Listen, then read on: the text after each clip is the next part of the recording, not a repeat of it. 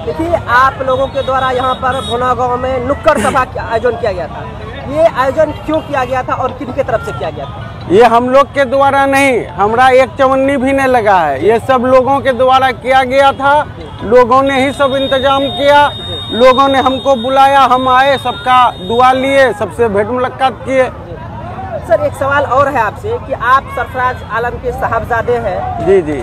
ये बताएंगे इस बार विधायक का जो इलेक्शन है उनके टिकट के दावेदार कौन होंगे, आप या आपके पिताजी? नहीं, देखिए ये कंफ्यूजन वाला बात है, ऐसा कोई बात नहीं है। सरफराज साहब हैं, जब तक हैं वही रहेंगे। ये दुश्मन गलत फहमी फैलाता है।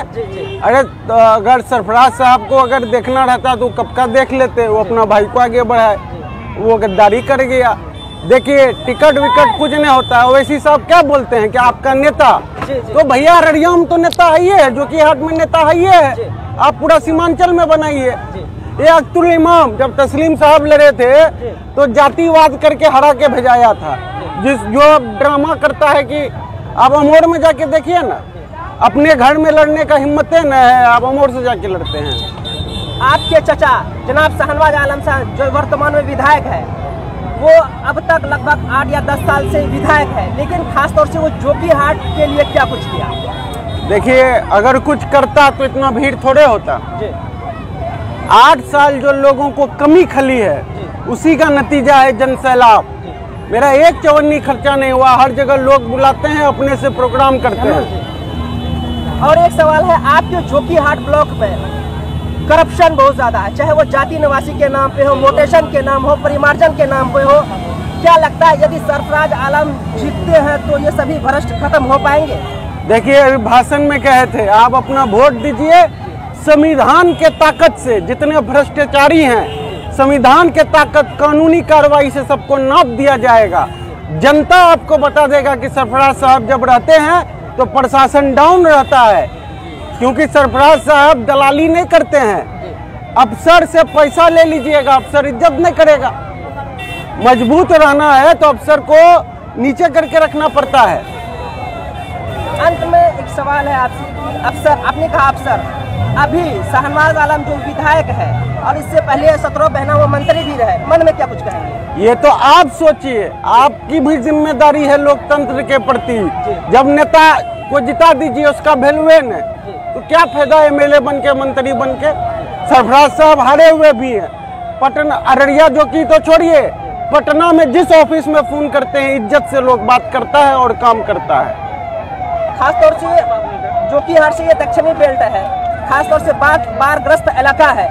आपके चचा साहब 17 महीना आपदा प्रबंधन मंत्री रहे, लेकिन भुना गांव ही नहीं बल्कि जोकीहाट से दक्षिणी बेल्ट के किसी भी व्यक्ति को, एक भी व्यक्ति को आपदा नहीं मिला।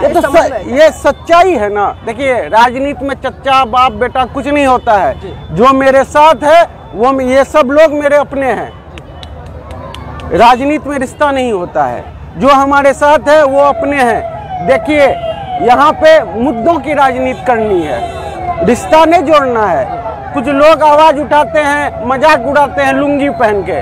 सरफराज साहब लुंगी पहन के जितना काम करा देते हैं, आप लफा शूटिंग करके भी, क्रीम लगा के भी नहीं करा पाते हैं। यहाँ की जनता को अभी संबोधन किया आपके पिताजी जनाब सरफराज आलम साहब, लेकिन जितने भी वादे किए हैं सरफराज आलम, क्या लगता है आपके पिताजी यदि सत्ते पर आते हैं तो ये सभी वादे पूरे हो पाएंगे? उसका एग्जाम्पल देते हैं आपको। बरगाछी से छोटा गाड़ी से यहाँ तक आए, जितना काम है सब सरफराज साहब का किया हुआ है। ये रोड कब का बना हुआ है, सब सरफराज साहब के रीजन में है।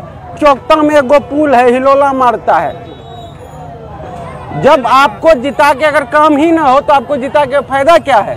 सरफराज साहब हार के भी हैं तो अफसर रहे, जनता रहे, सब उनका सुनता है, जनता का काम करवाते हैं। जरूरत पड़ने पे लुंगी पहन के चले जाते हैं वो पोस्टमार्टम कराने, और लोग लुंगी का मजाक उड़ाता है। समाज में तो सब लुंगी ना पहनता है। हमारा बाप भी पहना, उनके बाप भी पहने, आपके भी फादर, सबके फादर लुंगी पहनते हैं। देखिए ये लुंगी पहनना ये मेरा मौलिक अधिकार है, हम उस संबंध में नहीं जाना चाहते हैं। नहीं, लोग मजाक उड़ाता है लुंगी पहन के। बता दूं कि खाता पुल जो कि वर्षों से इसी तरह जर्जर है, लेकिन आपके चचा मंत्री रहे, अभी वर्तमान विधायक है, और उसी का एग्जांपल मैं आपको दे दूं, ऊदा हाट से पूरब एक पुल है, वो भी उसी तरह क्षतिग्रस्त है।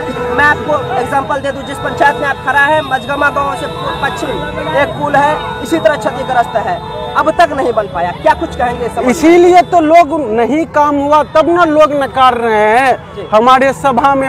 सब तो पार्टी के नाम पे आता है, हम तो अपने नाम पे वोट मांग रहे हैं ना। देखिए कितना भीड़ है, लोग जानता है काम सरफराज आलम ने किया है, वही करेगा। सारा काम देखिए ना अभी किनका क्या हुआ है।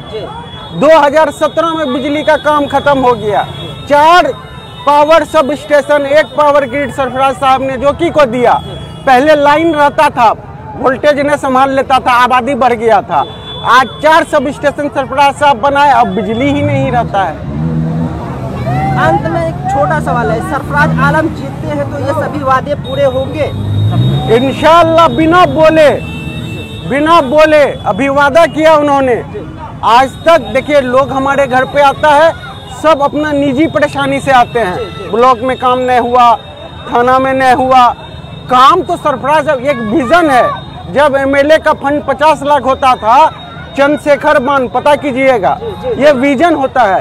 चंद्रशेखर बांध तब सरफराज साहब ने दिया, जब एमएलए का फंड 50 लाख था, 2 किलोमीटर से ज्यादा रोड नहीं बनता था, तब जोकीहाट से दलबालपुर 24 किलोमीटर रोड। सीमांचल में दिखा दीजिए उस समय कहीं 24 किलोमीटर रोड लंबा बना होगा।